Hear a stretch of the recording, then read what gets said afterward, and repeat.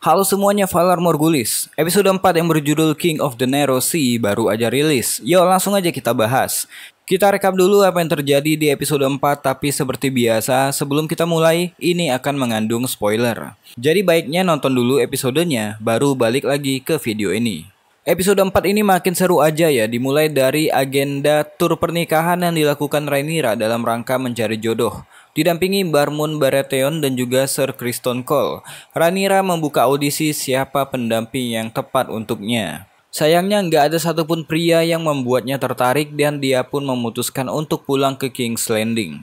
Dalam perjalanannya menggunakan armada kapal, tiba-tiba Daemon dan Caraxes datang mengagetkan armada Rhaenyra. Singkatnya, kedatangan Daemon kembali ke King's Landing adalah dalam rangka melaporkan kemenangannya di Stepstone pada King Viserys. Kedatangannya disambut aneh karena Daemon datang dengan menggunakan mahkota di kepalanya dan membawa palu yang dipakai oleh The Crab Feeder. Daemon mengatakan bahwa dia diangkat menjadi The King of the Narrow Sea berkat aksi heroiknya membunuh The Crab Feeder. Dia juga menyerahkan mahkotanya pada sang kakak dan mengatakan hanya satu raja sejati di Westeros.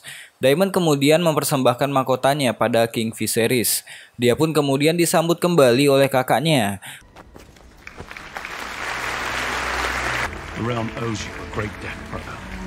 Setelah itu mereka pun mengadakan pesta kecil dengan Daemon sebagai pusat perhatian. Hubungan King Viserys dan Daemon membaik, sedangkan dengan Rhaenyra, dia males banget untuk berbicara dengan anaknya itu. Dia kecewa sama Rhaenyra yang terlalu cepat kembali ke King's Landing, yang artinya Rhaenyra kurang berusaha dalam menjalani tur pernikahannya.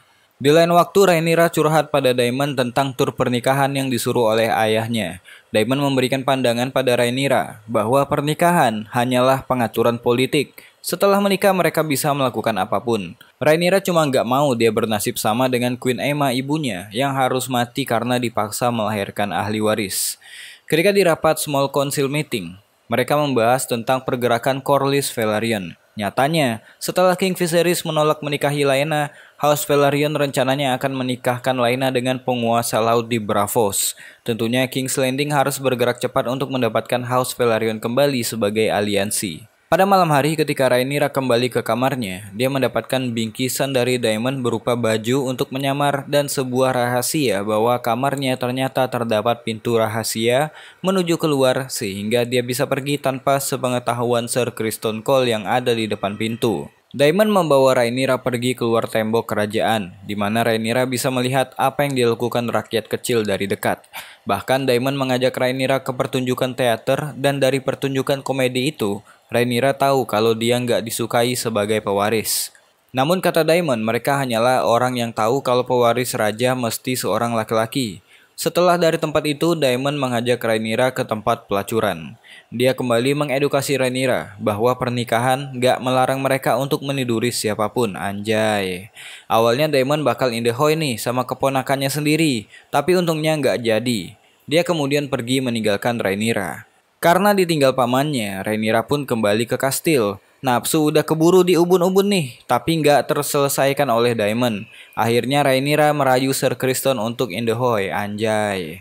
Sir Criston harusnya nolak karena dia adalah Kingsguard, tapi dia malah terperdaya oleh rayuan Rhaenyra dan Rhaenyra juga maksa banget. Akhirnya pada malam itu mereka malah in the hoy. Hilanglah keperawanan sang princess pada malam itu.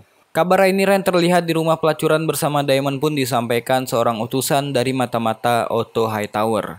Besok paginya, kabar itu disampaikan pada King Viserys. Berharap King Viserys percaya pada omongannya, Otto malah dianggap terlalu memata-matai Rhaenyra dan berharap menanti peluang terbaik untuk merusak reputasinya, sehingga Aegon bisa menggantikan Rhaenyra sebagai pewaris tahta. Otto pun disuruh keluar. Alicent yang mendengarkan itu pun tampak kecewa dengan ayahnya. Karena hal itu, Alicent kemudian memanggil Rhaenyra secara pribadi untuk mengklarifikasi. Tentu aja Rhaenyra membantah gosip itu. Dia menyangkal dia udah in the hoy dengan pamannya sendiri, walaupun klan Targaryen punya kebiasaan bercinta dengan keluarga sedarah. Rhaenyra menjelaskan bahwa memang benar dia pergi dengan Daemon, tapi nggak sampai macam-macam. Well, secara teknis memang mereka nggak sampai bercinta. Rhaenyra mengatakan bahwa dia cuma diajak jalan-jalan sampai akhirnya Daemon pergi dengan pelacurnya dan dia pulang sendirian. Alicent mengatakan jika Rhaenyra udah ternodai, maka itu akan merusak semuanya. Sementara Alicent menanyai Rhaenyra, Daemon yang masih mabuk dibawa untuk menghadap King Viserys. Secara empat mata mereka berbicara. Tapi berbeda dengan Rhaenyra, Daemon gak membantah hal tersebut. Dia bahkan meminta King Viserys untuk menikahkan dirinya dan juga Rhaenyra. King Viserys kemudian mengusir Daemon dan menyuruhnya untuk kembali ke istrinya dan memperbaiki martabat yang masih tersisa.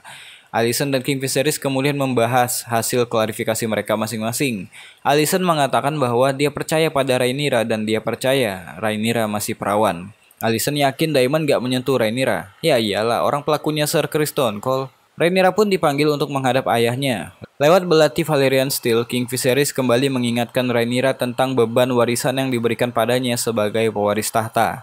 Bahwa pengetahuan tentang A Song Ice and Fire, ramalan Aegon the Conqueror, adalah sesuatu yang lebih besar dari tahta dan kerajaan.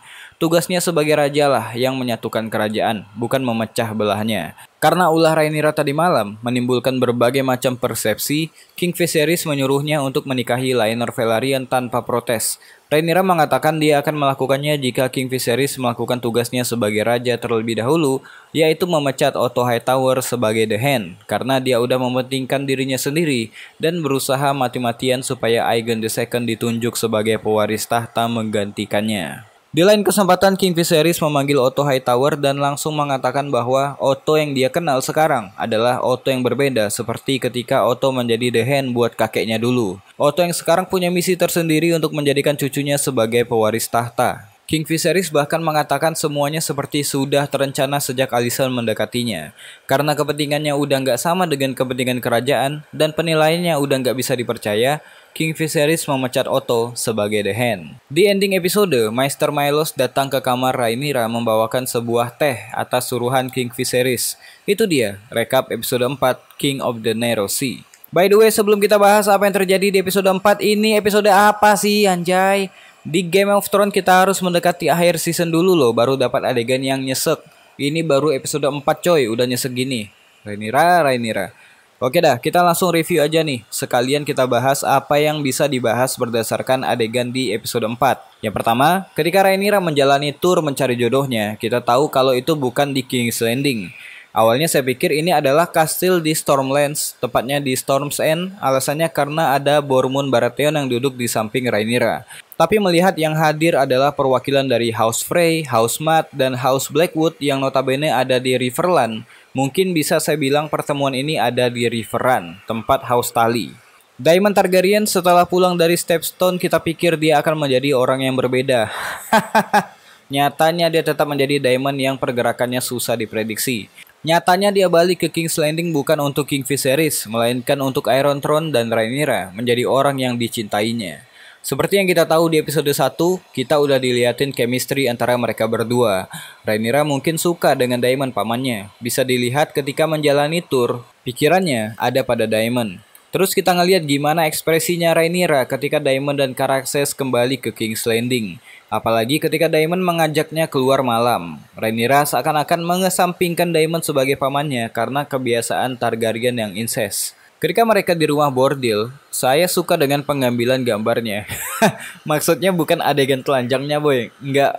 Maksudnya, saya suka cara mereka memperlihatkan sudut pandang seorang Rhaenyra terhadap kegiatan In the Hoy, bahwa dia juga benar-benar menginginkan hal itu.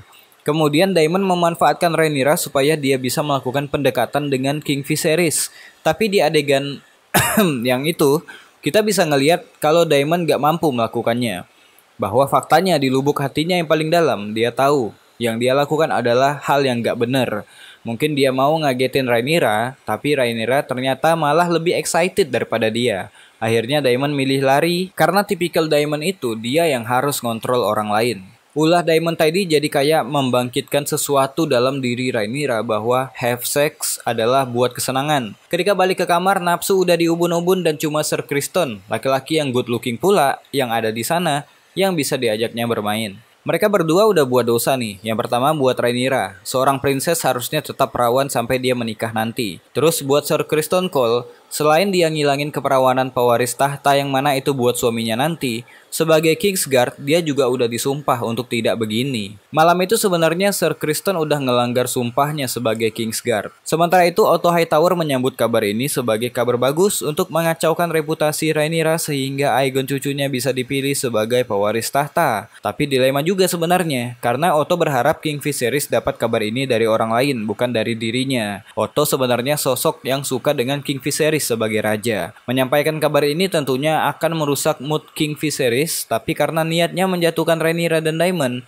dia akhirnya tanpa sadar juga menjatuhkan dirinya sendiri. King Viserys akhirnya tahu kalau The Hand of the King udah korup, kepentingannya udah beda nih. Sedangkan Rhaenyra menurut King Viserys melakukan sesuatu yang seharusnya dia nggak lakukan karena dia adalah pewaris tahta. Otto nggak tahu kalau Alicent mendengarkan perkataannya dari balik partisi. Alicent tentunya juga kecewa dengan ayahnya. Dia nggak percaya dengan kabar yang dibawa oleh ayahnya, karena itulah Alicent masih berniat baik untuk mengklarifikasi langsung pada Rhaenyra. Rhaenyra tentunya menuduh Otto atau agennya yang memata-matainya, jadi dia menyuruh King Viserys melakukan tugasnya untuk memecat Otto dari jabatan The Hand of the King. Semenjak jadi ratu, Alicent jadi nggak punya teman, terlebih lagi persahabatannya dengan Rhaenyra udah nggak kayak dulu. Alicent merasa terisolasi dan merasa sendiri. Dia terlihat nggak menikmati pernikahannya. Dan bahkan ketika berhubungan dengan King Viserys, mukanya datar-datar aja. Dan The Sea Snake dengan Rhaenys bisa dibilang pandai memainkan politik kerajaan. Batal menikahkan Laena dengan King Viserys, politik mau nggak mau balik lagi ke Corlys, dan King Viserys nggak punya pilihan lain selain menikahkan Rhaenyra dengan Laenor Velaryon. King Viserys memposisikan dirinya sebagai raja, bukan sebagai ayah. Karena udah 2 episode nih, dia jadi ayah yang sabar buat Rhaenyra. Kira-kira sekitar 6 tahun kalau berdasarkan timeline. Dia nunggu Rhaenyra milih pasangannya sendiri. Tapi si Rhaenyranya main-main terus. Karena kerajaan akan rapuh kalau nggak ada pewaris. Dengan menikahkan Rhaenyra, maka akan lahir pewaris-pewaris baru buat masa depan. Waktu King Viserys ngasih ramalan Aegon the Conqueror ditulis di belatinya tentang ramalan A Song as and Fire, itu keren banget sih. Di situ tertulis dalam bahasa High Valyria. Ramalan tentang The Prince That Was Promised. Kalian tahu dong, itu mengacu pada reinkarnasi Azor Ahai. Kerennya, belati yang tertulis ramalan Aegon the Conqueror ini juga yang berhasil membunuh The Night King, thanks to Arya Stark. Kemudian yang terakhir, sebelum tidur, Maester Mylus datang ngasih ramuan ke Rhaenyra. Kata Maester Mylus itu cuma teh. Tepatnya itu disebut sebagai The Moon Tea. Fungsinya untuk mencegah kehamilan. Artinya King Viserys nggak benar-benar percaya pada Rhaenyra. Memang betul Rhaenyra in the Hoy, tapi bukan sama Daemon. Tentunya King Viserys salah kalau percaya bahwa Rhaenyra kehilangan perawannya sama Daemon. Gak terasa kita udah di tengah-tengah season nih boy. Karena season 1 ini akan punya 10 episode, itu artinya kita mesti siap-siap berhenti ngeliat Millie Alcock dan Emily Carey karena mereka akan digantikan oleh cast versi dewasa. Menurut saya Millie Alcock berhasil meranin sosok Rhaenyra muda dan dia akan jadi sosok yang saya rindukan. Oh iya, kita belum melihat Royal Wedding antara King Viserys dan Alicent. Moga-moga kita diundang untuk ngelihat Royal Wedding antara Rhaenyra dan Laenor Velaryon. Di trailer terbarunya juga udah ada sih cuplikannya. Civil War udah makin dekat, perpecahan-perpecahan halus udah mulai kelihatan di trailer episode 5. Semoga saya ada waktu untuk membahasnya, dan mungkin itu aja buat video kali ini. Jangan lupa di subscribe biar nggak ketinggalan update video selanjutnya. Saya Besa Putra, Valar Morghulis.